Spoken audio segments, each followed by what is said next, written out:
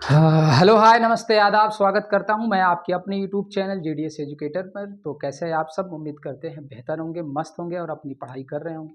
आज की क्लास में हम बात करेंगे दिल्ली सल्तनत और इससे जो सीटेट में क्वेश्चंस बनते हैं उस पर हम एक एक पॉइंट को देखते चलेंगे। ठीक है, तो दिल्ली सल्तनत की बात करें, ठीक है, तो अगर इसका टाइम पीरियड अगर माना जाए, ज़्यादा बात नहीं करेंगे, सीधे जो टॉपिक है उससे जो क्वेश्चंस बनते हैं उन पर हम चर्चा करेंगे। तो दिल्ली सल्तनत की बात करें, यानी दिल्ली के सुल्तान की बात करें और इसके टाइम की बात करें, तो टाइम क्या है? 1206 से 1526 तक क्या माना जाता है? दिल्ली सल्तनत का टाइम पीरियड माना जाता है। अब इसमें जो शासक हुए, ठीक है, तो एक एक करके हम सभी के बारे में पढ़ेंगे जो सीटेट के लिए इंपॉर्टेंट है, जिससे प्रश्न बनते हैं। ठीक है, तो आरंभिक तुर्की, यानी आरंभिक तुर्की शासक इसलिए कहा जाता है कि ये क्या थे? ये तुर्किश थे भाई, तुर्क से आए थे। ठीक है, तो इसीलिए इन्हें आरंभिक तुर्की शासक या गुलाम वंश कहते हैं। इन्हें गुलाम वंश भी कहते हैं, यानी स्लेव डायनेस्टी। तो स्लेव डायनेस्टी की बात करें तो ये 1206 से और 1290 तक चला। ठीक, फिर नेक्स्ट अगर बात करें खिलजी वंश की बात करें, ठीक है, तो खिलजी वंश की बात करें, फिर नेक्स्ट क्या आता है? तुगलक वंश। फिर कौन सा वंश आता है? सैयद वंश। फिर कौन सा आता है? लोदी वंश। ठीक, तो इससे भी एक दो क्वेश्चन बन सकते हैं, इसके टाइम लाइन पर क्वेश्चंस बनते हैं। ठीक है, तो अगर हम देखें यहीं खिलजी वंश को देखें, तो खिलजी वंश सबसे कम समय तक शासन करने वाला वंश है। सबसे कम समय तक आपसे ये प्रश्न पूछ सकता है कि सबसे कम समय तक शासन करने वाला दिल्ली सल्तनत का कौन सा वंश है? तो खिलजी वंश है। इसका टाइम पीरियड देख लीजिए खिलजी वंश का, 1290 से 1320 तक। ठीक है, तो सबसे कम समय तक शासन करने वाले कौन थे? खिलजी वंश। फिर वही बात करते हैं तुगलक वंश। तो ये प्रश्न बन सकता है कि सबसे अधिक समय तक शासन करने वाला वंश कौन सा था? तो तुगलक वंश। तो यानी सर्वाधिक समय तक शासन करने वाला जो वंश था वो कौन सा वंश था? तो वो वंश था तुगलक वंश। अगर इसके टाइम पीरियड की बात करें तो 1320 से और 1440 माना जाता है। ठीक, नेक्स्ट कौन सी डायनेस्टी आती है? तो नेक्स्ट है सैयद वंश। सैयद वंश का जो टाइम है 1414 से 1451 तक। टाइम आपको सीटेड में नहीं पूछा जाता है, लेकिन समझ लीजिए फिर भी। ठीक, अगर लोधी वंश की बात करें तो लोधी वंश 1451 से और 1526 तक। इसके बाद से फिर क्या?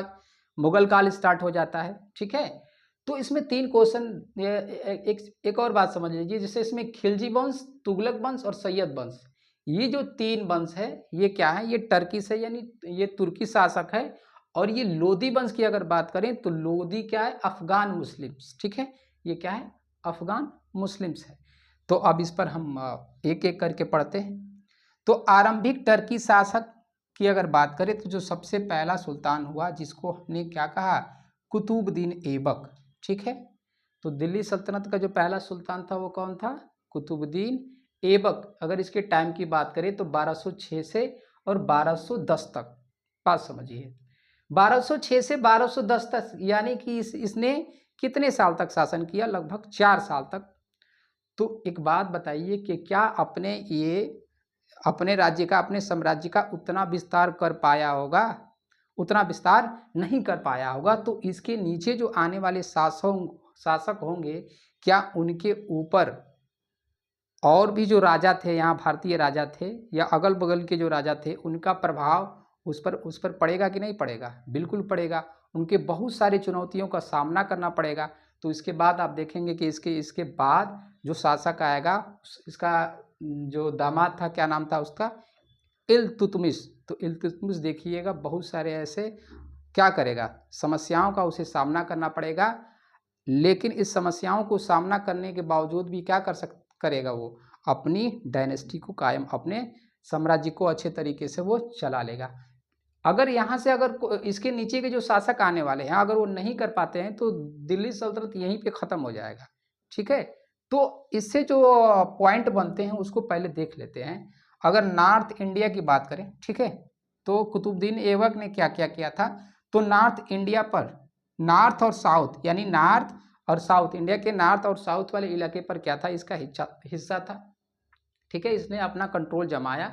अब 4 साल में ये क्या क्या कर पाएगा? तो उतना अपने राज्य का विस्तार नहीं कर पाया। ठीक, फिर इसके बाद इसने क्या किया? कुतुबुद्दीन ऐबक कुतुब मीनार का निर्माण करवाया। इसने क्या करवाया?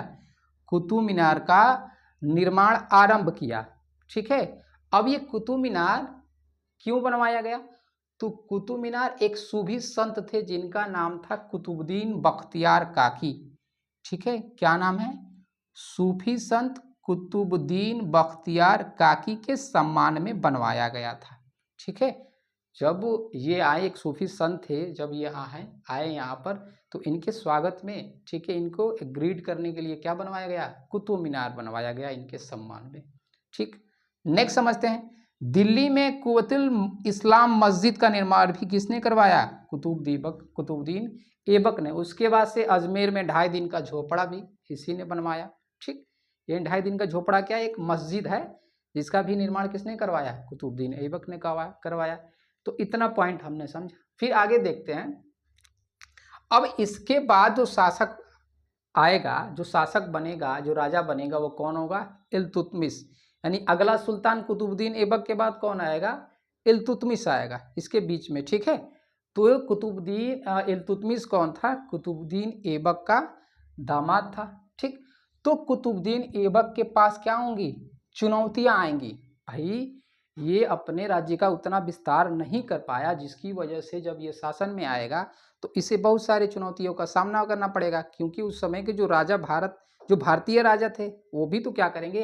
अब ये देख सकती है, इनकी जो डायनेस्टी थी गुलाम डायनेस्टी है। ठीक है, गुलाम है, तो इसको क्या करना होगा? इसको ढेर सारी ऐसी समस्याएं होंगी जिनका सामना करना पड़ेगा, और वो क्या करेगा? इन समस्याओं से ऊपर उबर भी जाएगा। तो इसके प्रयास भी रहेंगे। ठीक है, तो अगर हम बात करें इसकी चुनौतियों की, बात करें कि इसके शासन में कौन कौन सी चुनौतियां आई, तो क्या या भारतीय राजाओं का चुनौतियां, जो भारतीय राजा थे भाई वो भी आक्रमण करेंगे। ठीक है, उसके बाद से आंतरिक षड्यंत्र। अब ये गुलाम वंश है, तो जब सभी लोग गुलाम है तो सब चाहेंगे कि हम राजा बने, हम राजा बने। तो आंतरिक षड्यंत्र। दूसरा, मंगोलों का आक्रमण। प्रश्न पूछता है कि किस शासक के समय में, यानी दिल्ली सुल्तान का कौन सा ऐसा शासक था जिसके समय पर मंगोलों का आक्रमण हुआ था? तो प्रश्न ये बन सकता है, कौन था? इल्तुतमिश था। ठीक, नेक्स्ट आगे बात करते हैं। प्रशासनिक अस्थिरता भी। ठीक है, प्रशासनिक अस्थिरता। ठीक, अब इन चुनौतियों से ये बाहर कैसे निकलेगा? तो इसके प्रयास क्या क्या हैं? कौन सा ऐसा प्रयास करेगा जिससे वो बाहर निकलेगा? तो इसने क्या चलाया? इल्तुतमिश ने इक्ता व्यवस्था आरंभ किया। उसके बाद से मंगोल आक्रमण से सुरक्षा की। भाई मंगोलों का आक्रमण इसी के समय हुआ था, तो क्या करेगा? मंगोल आक्रमणों से सुरक्षा भी करेगा। उसके बाद तुर्क-ए-चालीसी का गठन करेगा। कौन? तुर्क-ए-चालीसा का गठन करेगा। अब इसके बारे में हम डिटेल में समझेंगे। ये जो जो टॉपिक हमने ऊपर लिखा है, जो पॉइंट लिखा है, उसको हम समझेंगे। तो अगर ये बात समझे कि तुर्क-ए-चालीसा क्या होता था, तो तुर्क-ए-चालीसा ये होता था कि तुर्क-ए-चालीसा 40 अधिकारियों का एक संगठन होता था। ठीक है, जो राजा के शासन में सहायता देते थे। अब इल्तुतमिश क्या करेगा? अपने राज्य को 40 अधिकारियों में क्या करेगा? बांटेगा। ठीक है, और यही जो राजा होंगे उस शासन में इसकी सहायता करेंगे।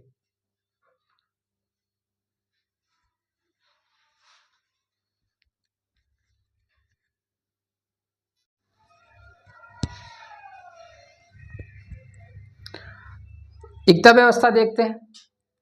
इक्ता व्यवस्था का आरंभ देखते हैं। तो इल्तुतमिश ने क्या किया? राज्य के छोटे छोटे, यानी राज्य को छोटे छोटे भूभाग में विभाजित कर दिया। राज्य को छोटे छोटे भूभाग में क्या करेगा? विभाजित कर देगा, और प्रत्येक इक्ते में अपने अधिकारियों की नियुक्ति करेगा। जैसे मान लीजिए कि ये अपने राज्य को क्या कर दिया? उसने छोटे छोटे भाग में ऐसे विभाजित कर दिया, और इसमें उसने क्या किया? अपने अधिकारियों की नियुक्ति कर दी। ठीक है, तो इक्ते का जो प्रमुख होता था, इक्ते के प्रमुख को इक्तेदार कहा जाता था। तो जो इसका प्रमुख होता था, इक्ते का प्रमुख होता था, उसे ही हम क्या कहते थे? इक्तेदार कहा जाता था। इक्तेदार कहा जाता था।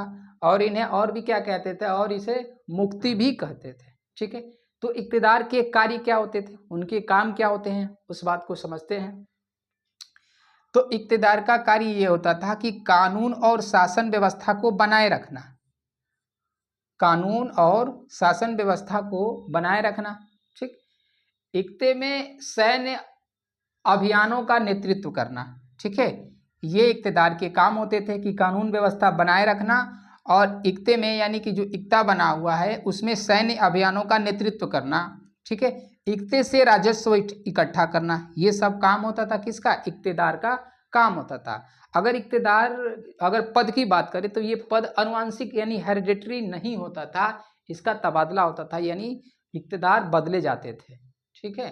फिर आगे देखते हैं, तो इल्तुतमिश के काल में हमने देखा था कि मंगोल भी इसी के समय में क्या करेंगे, इल्तुतमिश के समय में आक्रमण करेंगे। तो इससे अपनी सुरक्षा कैसे करेगा भाई, मंगोल ने भारत पर आक्रमण इसलिए किया था कि ये किसी आदमी को, ऐसे कहा जाता है कि किसी आदमी को ढूंढते हुए वो भारत की तरफ बढ़ा था, वो आदमी छिपा हुआ था भारत में। तो इसने पहले इल्तुतमिश को खत भी लिखा था, किसने, चंगेज खान ने, क्योंकि जो मंगोलों का राजा था वो कौन था, चंगेज खान है।